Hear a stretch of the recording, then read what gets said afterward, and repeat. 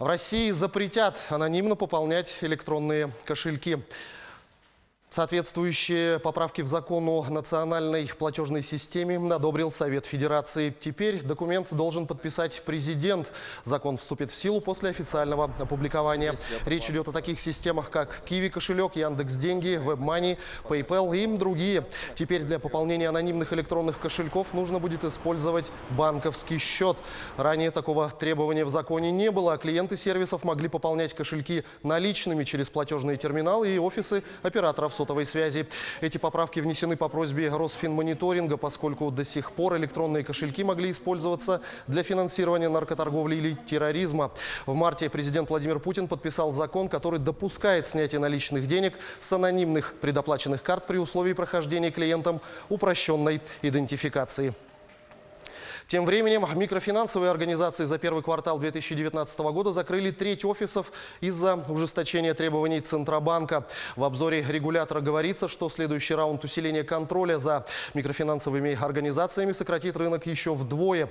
Закрытие офисов эксперты связывают со снижением максимально допустимой ставки до 1% в день. Кроме того, Центробанк обязал микрофинансовые организации начислять больше резервов по займам закредитованных россиян. Сохранив обширную сеть офисов, организации не смогли бы выдержать ужесточение требований регулятора.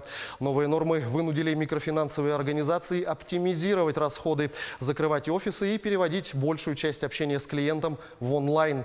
Уже сейчас порядка 60% займов до зарплаты выдается дистанционно, и темп их роста ускоряется. Сейчас в России работает 2000 микрофинансовых организаций, но около 80% рынка приходится на сотню крупнейших.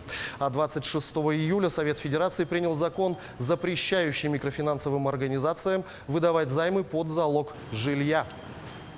Новый сервис перспективной платформы «Автодата» на основе искусственного интеллекта будет информировать автомобилистов о плотности транспортного потока, предупреждая о пробках и заторах. Сервис поможет заменить введение платных перекрестков, сообщили разработчики. Этот сервис поможет заменить сомнительные введения платных перекрестков, о которых ранее шла речь среди экспертов. Для автовладельцев он может быть бесплатным при передаче телеметрических данных в платформу «Автодата». При эффективном внедрении сервис позволит избавить дороги от пробок средних и малых городов, а в крупных городах их количество заметно снизится. Как уточнили разработчики, новый сервис появится в 2022 году. В частности, он будет информировать водителей о типе и условиях движения, средней скорости транспортного потока, ДТП, дорожных работах, закрытых участках дороги и состоянии дорожного покрытия. Россияне могут воспользоваться новой госуслугой, узнать о наступлении предпенсионного возраста. Это нужно, чтобы начать пользоваться положенными по закону льготами и преференциями.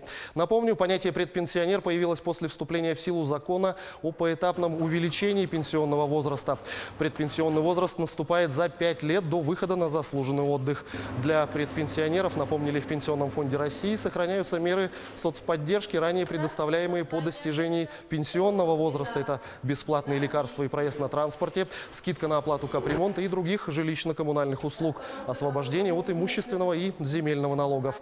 Среди новых льгот, которые появились с этого года, право на 2 оплачиваемых дня для прохождения диспансеризации, получение пособия по безработице в повышенном размере, прохождение переобучения и повышение квалификации по направлению службы занятости.